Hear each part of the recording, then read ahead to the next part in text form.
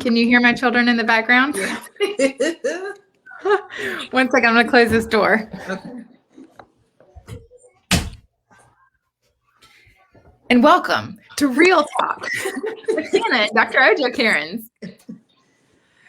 You would hear mine too if I weren't stowed away. There's only so much we're going to be able to turn the volume down on this. Yes. So maybe it'll provide a little bit of levity to our conversation tonight,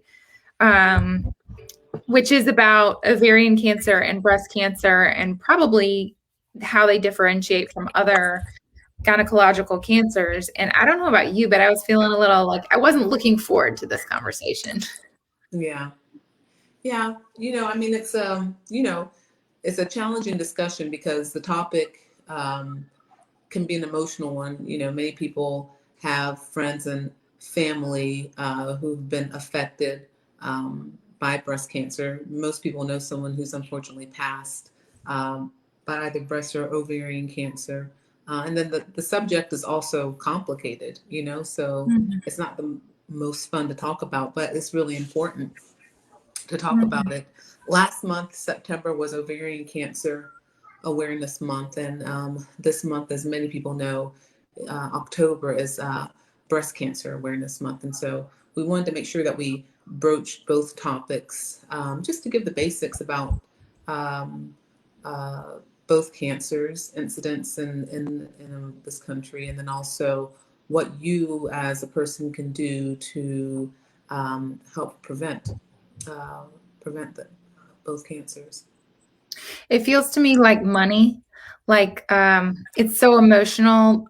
It's such an emotional thing for so many people that you want to just avoid talking about it, but that's not going to make it. It's not going to make your problems disappear. You have to look them in the eye. And so for me, the awareness month is like, all right, this is the time to be aware of what you're looking for, make your appointments, find out what's what, when to be concerned, when not to be concerned. Yeah.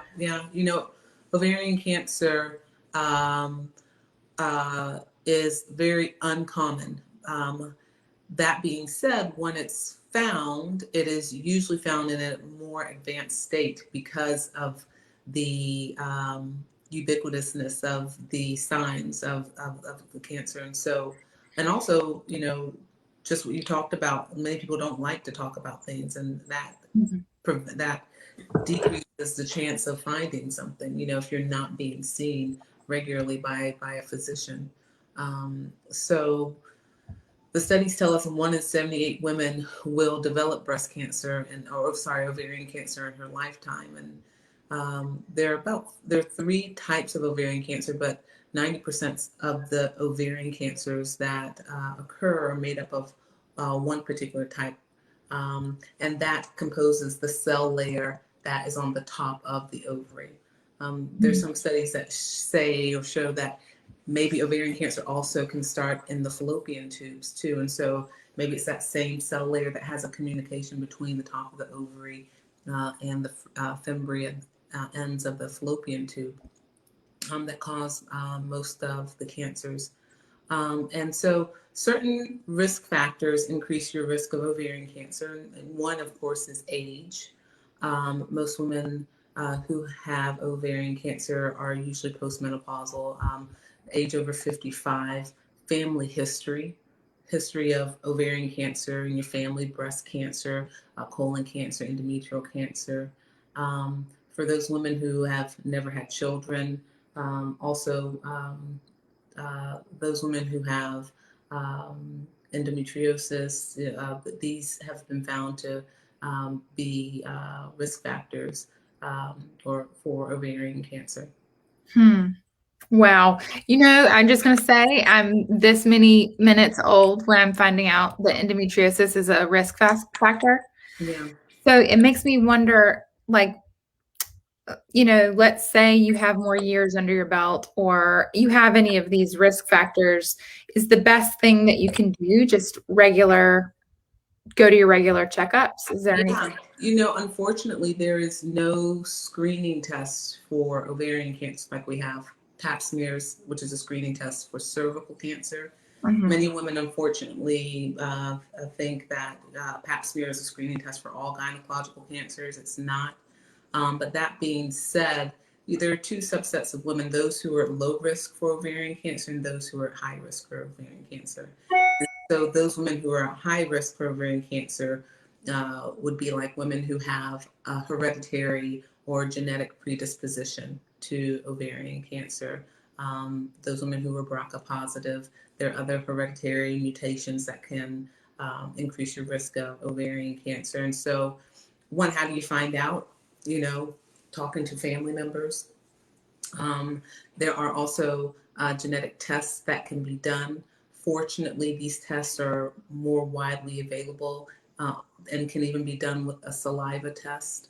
And Mm. so, even if your insurance company doesn't pay for it, you don't meet criteria, but to have insurance pay for it, these tests, unfortunately, are becoming less and less expensive. There are many companies out there that are really trying to make it more the norm to have these tests done, and so they will work with you financially. There's some where you can have the test done for as little as $250. So compared to the costs, in the thousands before, that's can be considered pretty affordable. So women who are high risk for ovarian cancer, may want to periodically have certain tests done. Blood tests to look for certain tumor markers, ultrasounds to assess their ovaries. And again, I'm differentiating the high risk from the low risk women. Those who are low risk, um, signs and symptoms, being aware of what signs and symptoms can occur is really important. And also, your usual screening, preventative care visit with your doctor. Some signs and symptoms can be as simple as bloating and pelvic pressure and pain. I read an article last month, a woman who was in her 40s, she noticed a growth on her belly button and had that tested, and it was ovarian cancer. And when she really thought about it, she was having a lot of pelvic discomfort, bloating more times of the month than not, but was just discounting it. And so Wow. it was found at a more advanced stage because Mhm. by that time it was on the outside of her belly button. But if you really consider, and again, not just poo-poo things off, but really take seriously what your body's telling you. If you're having some of these symptoms more than 12 days in a month, you need to be seen. Another symptom is early satiety, meaning you eat a little bit and you feel full very quickly. Um, some can be bleeding issues, if a woman still has her uterus or bowel issues. So being Mhm. evaluated is really important. There's some things that can decrease your risk of ovarian cancer, especially if you are a low risk woman. We talked about the fallopian tubes possibly being a site of origin of ovarian cancer. And so, if you're a woman who has decided you've completed childbearing and you want to have your tubes tied, you want to have a tubal ligation, well, consider having your entire tube taken out. That's called a salpingectomy. And so that can be considered a risk reduction surgery if we're saying that ovarian cancer can also start in the fallopian tubes. Um, Using birth control pills. 5-year use of a birth control pill has been shown to lower the incidence of breast cancer by 20%. I'm sorry, ovarian cancer, excuse me. And you're saying you put emphasis on pills, but so does that mean that other types of birth control, Mirena, et cetera, wouldn't be preventative in the same way as a pill? So that's a very good point to make. And the pill, I guess, to be a bit more precise, any birth control that's really going to prevent you from ovulating. Okay. Because the thought process is that it is the act of continuous ovulation, continuous inflammation that occurs with ovulation that increases Mhm. risk of ovarian cancer. So tie that back into endometriosis and the inflammation that can occur in the pelvis around the ovaries. So really, the act of not ovulating is what's thought to help to decrease the incidence. So women who have been pregnant have had pregnancies, okay, compared to women with infertility. Infertility, there's a risk factor for ovarian cancer because of that length of time of estrogen exposure and uh, women who breastfeed, you're not ovulating during that time. Mhm. So there's considerable amount of decrease in risk with that too. Mm-hmm. And there have been some controversies around ovarian cancer and the use of talc powder. I don't really want to go too much into the weeds of the litigation that occurred, but what I would say is that the National Cancer Institute's physician data query, the editorial board concluded that that the weight of evidence doesn't support that there's an association between using talc powder around your genital areas and increased risk of ovarian cancer. Okay. And so when we talk about breast cancer, I named breastfeeding as a way to decrease your risk of ovarian cancer, also breast cancer too. And that is two reasons. When we talked about the estrogen exposure, right? Because you're not ovulating while you're breastfeeding. Mm-hmm. The other thing is while you're breastfeeding, you're actually shedding cells in your breast. And so the thought is that that shedding can help to decrease the incidence of having a cancer occur. So there's so many good reasons for breastfeeding for your babies, also good reasons for breastfeeding for you. And breastfeeding can also be pumping, just the act of, and, not to get down on women who don't breastfeed, who decide to do formula. Formula is great too. We put everything in context. You do what you need to do for your life. But, there is some protective benefit with breastfeeding. Staying at a healthy weight. This is the same for ovarian cancer. Exercising, reducing your alcohol consumption. Increased alcohol definitely is associated with breast cancer, and so it's really important to remember decreasing your risk for many things is impacted by your overall health. So it's really important to remember that. Screening is there for breast cancer with mammography. We talked about those women who have increased or high risk for ovarian cancer. Those women also are oftentimes high risk for breast cancer. So screening would be earlier for that population. Does it go vice versa? If you know you have risk factors for breast cancer, that you would then be higher risk for ovarian, or does it not Well, work that way? it depends. It depends on the mutation. If you're talking about mutation wise, right? You found a mutation versus family history, And so if you're at higher risk for breast cancer, let's say your lifetime risk is 20% or above, you automatically should start getting twice a year imaging, mammography screening, and also MRI. Your insurance company should pay for that.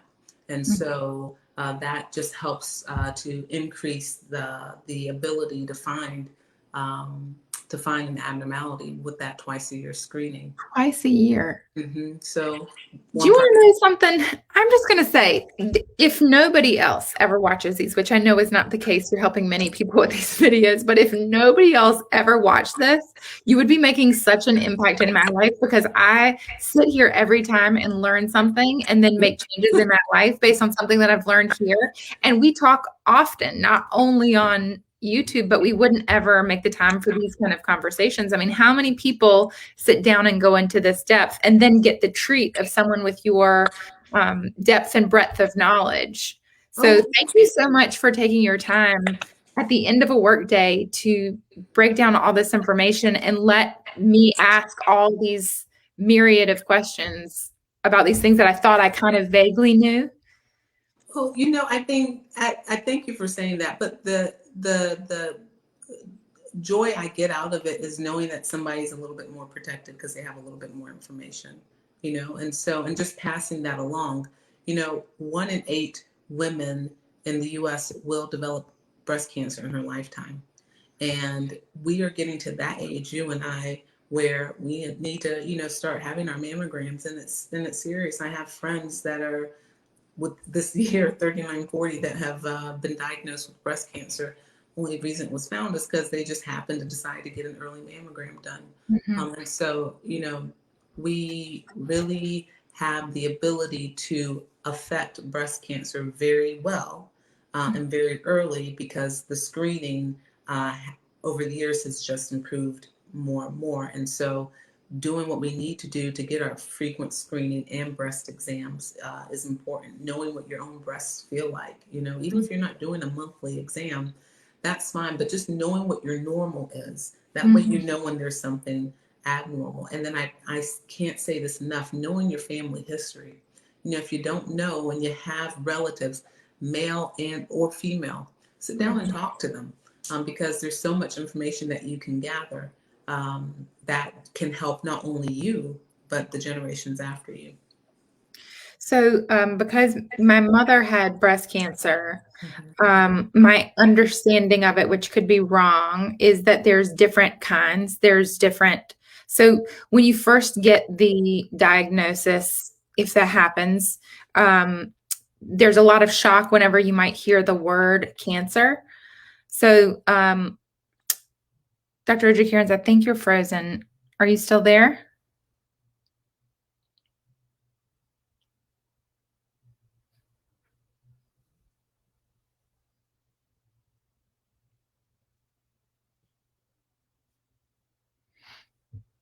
We'll see if she comes back. If not, to be continued.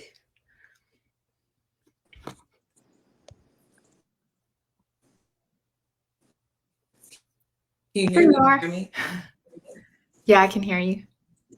Can you hear me? Okay, so I was going to say, so hopefully this video has reached people and then they want to go get checked out. And if the moment comes for any of us, if or when or whatever, that we hear the C word in an appointment, my understanding is that there's lots of different kinds of cancers, and then there's lots of different choices to make beyond that. So I didn't know if you had any advice around, I mean, number one, I know that I think that there are different kinds of breast cancer.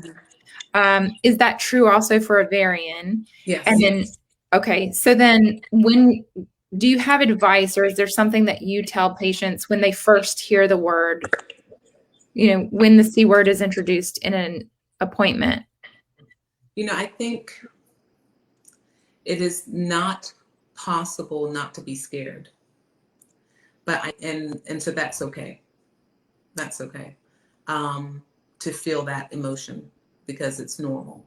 I think, though, when you are able to have had information like we're sharing tonight, one thing you should feel is encouraged, because there are things that can be done.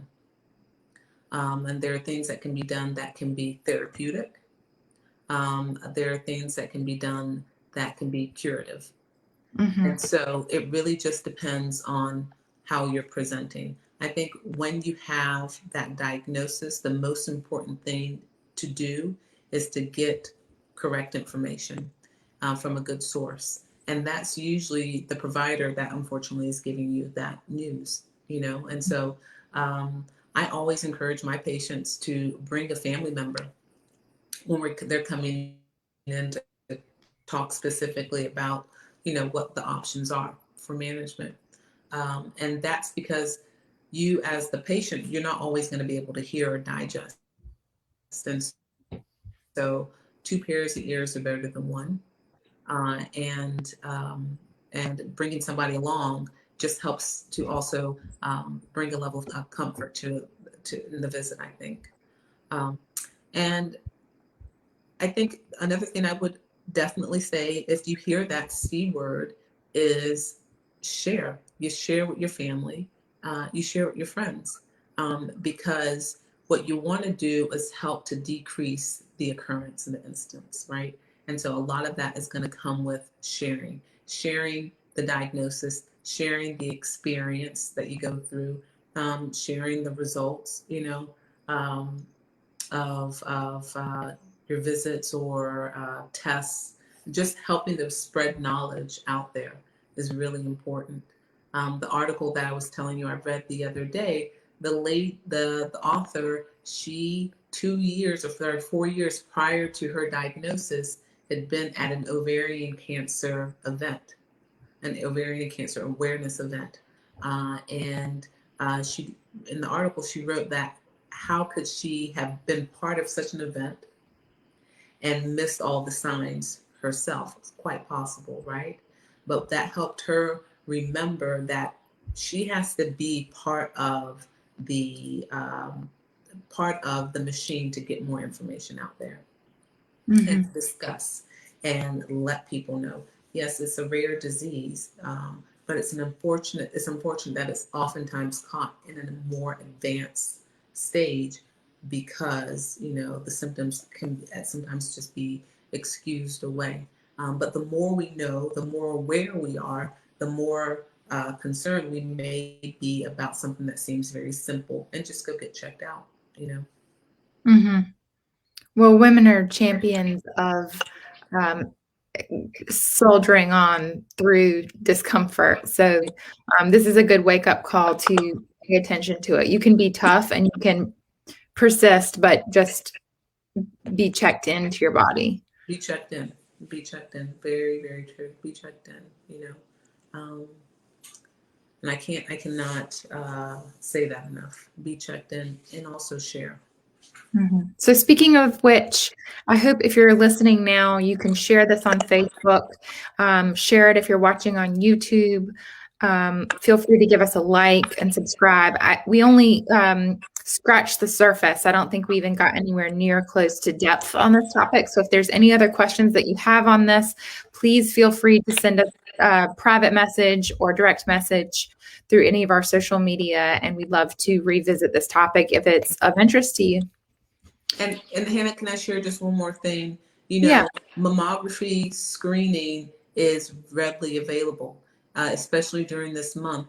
Many hospitals and organizations have mobile vans that go around to provide mammograms. And so it's a procedure that may not be the most comfortable, but it's certainly not long. It can be fairly quick, and getting it is necessary. And so just plug into your community. If you don't have a GYN or primary care doctor, or whomever that would order the test, or you don't know exactly where to go, this is a great month to get plugged in and visit a mobile mammography clinic by you. I'm doing it. Yeah, I'm good. doing it. I'll report back. I've had already one done for baseline, and it's not as bad as I thought it would be. No, it's not. It's not. I think there's more fear, in having the. I guess after children too, you kind of just shaking it out. Shaking it out and putting it on there. I should edit that out. Thank you so much for this information. Thank you everyone for staying with us and watching. We hope to see you next week. Thanks, Hannah.